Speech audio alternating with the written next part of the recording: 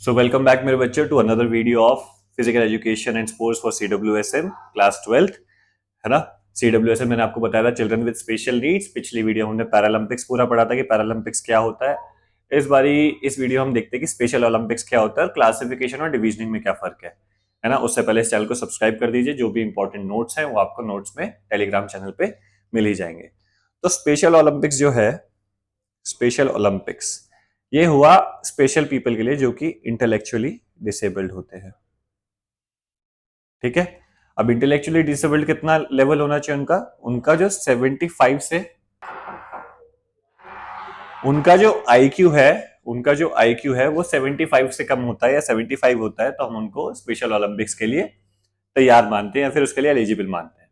तो 1962 में क्या हुआ कि इनेस कैनेडी श्रीवर जो कैनेडी थे, जॉन एफ कैनेडी थे, जो प्रेसिडेंट भी रहे अमेरिका के, उनकी बहन थी। उन्होंने एक कैंप चालू किया था इंटेलेक्चुअल फिजिकल डिसेबल्ड लोगों के लिए। ठीक है। तो उस कैंप को देखते हुए उन्होंने फिर उस चीज को आगे बढ़ाया और फाइनली जुलाई 20 1968 में पहली बार स्पेशल ओलंपिक्स हुए शिकागो में। ठीक है। तो स्पेशल ओलंपिक्स के अपने खुद के भी कुछ 3 प्रोग्राम चलते हैं, है ना। 3-4 प्रोग्राम चलते हैं जिसमें कि सबसे पहला है यंग एथलीट प्रोग्राम। इसमें क्या करते हैं, जो एज 2 to 7 वाले बच्चे हैं इनके साथ काम करते हैं। उसके बाद आता है यूनिफाइड स्पोर्ट्स प्रोग्राम, जिसमें कहते हैं कि नॉर्मल या फिर नॉन स्पेशल कहूंगा मैं, नॉन स्पेशल चिल्ड्रन या फिर non special people and special people place together. ठीक है, वो साथ में आके खेलते हैं। उसके अलावा आता है हेल्दी एथलीट प्रोग्राम, जिसमें हम स्पेशल लोगों की स्क्रीनिंग होती है और उनकी नीड्स को पूरा किया जाता है। तो ये तो प्रोग्राम्स हो गए। उसके बाद देखते हैं कि डिविजनिंग कैसे होती है इसमें। अब इसमें ना प्रोसेस चलता है। तो सबसे पहले देखते हैं कि उनका एज ग्रुप क्या है। तो टीम स्पोर्ट्स में देखते हैं 15 साल या उससे कम वालों की एक एज ग्रुप हो गया, 16 से 21 साल वालों का एक एज ग्रुप हो गया और 22 से ऊपर वाले वो एक एज ग्रुप में आ गए। ये तो होता है जब टीम स्पोर्ट्स हो।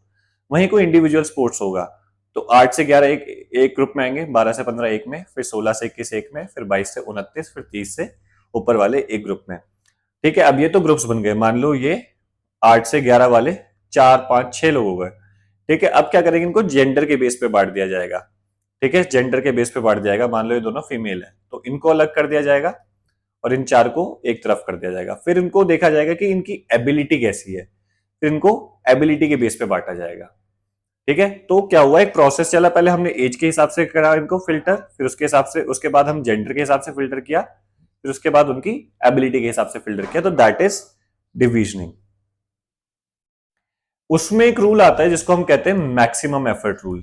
मैक्सिमम एफर्ट रूल, इसमें क्या होता है, हम एक्सपेक्ट करते हैं कि जब उस बच्चे की परफॉर्मेंस चल रही है या फिर जब वो तैयारी कर रहा है उसकी डिविजनिंग के लिए, तो वो अपना मैक्सिमम एफर्ट देगा ताकि उसकी डिविजनिंग में प्रॉब्लम ना हो कि वो कौन से एज ग्रुप में या फिर कौन सी उसमें लाई करता है, कौन से ग्रुप में जाएगा। ठीक है। तो इसलिए मैक्सिमम एफर्ट रूल आता है जिसके बेसिस पे हम डिसाइड करते हैं कौन से ग्रुप में जाएगा, ताकि वो अपना 100% दे और हम डिसाइड कर पाए। ऐसा ना हो कि कोई बच्चा अपना 80 दिखा रहा है, उसके बाद जब कंपटीशन आया तो उसने 100 दिखा के जीत गया। ये नहीं करना होता है। तो वहां पे मैक्सिमम एफर्ट रूल आता है। ठीक है। तो अब देखते हैं क्लासिफिकेशन और डिवीजनिंग में क्या क्या डिफरेंस आते हैं। क्लासिफिकेशन हम तब करते हैं कि जब हमारे पास बच्चे, हमने भी एज ग्रुप नहीं बांटा, कुछ नहीं किया हमने।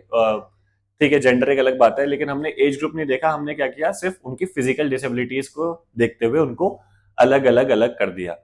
ठीक है। लेकिन जब बात आती है डिविजनिंग की तो हम क्या करते हैं, हम देखते हैं कि उनकी पहले एज क्या है, उसके बाद उनका जेंडर देखते हैं, फिर स्किल लेवल देखते हैं। तो उसके हिसाब से उनको डिवाइड कर देते हैं, डिवीजन कर देते हैं। क्लासीफाई मतलब उनको एक अलग अलग क्लास दे दी, डिवीजनिंग मतलब अलग अलग उसमें डिवाइड कर दिया। ठीक है।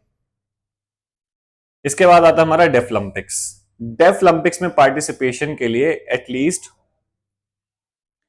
55 डीबी का हियरिंग लॉस होना चाहिए, तभी उसमें पार्टिसिपेट किया जा सकता है।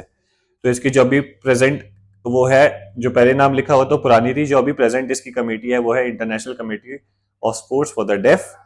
ठीक है। हर 4 साल में होता है। 1924 में पहले हुआ था, 43 और 47 में नहीं हुआ, जस्ट बिकॉज उस टाइम वर्ल्ड वॉर 2 चल रहा था। ठीक है। इसमें इतना कुछ ज्यादा था नहीं।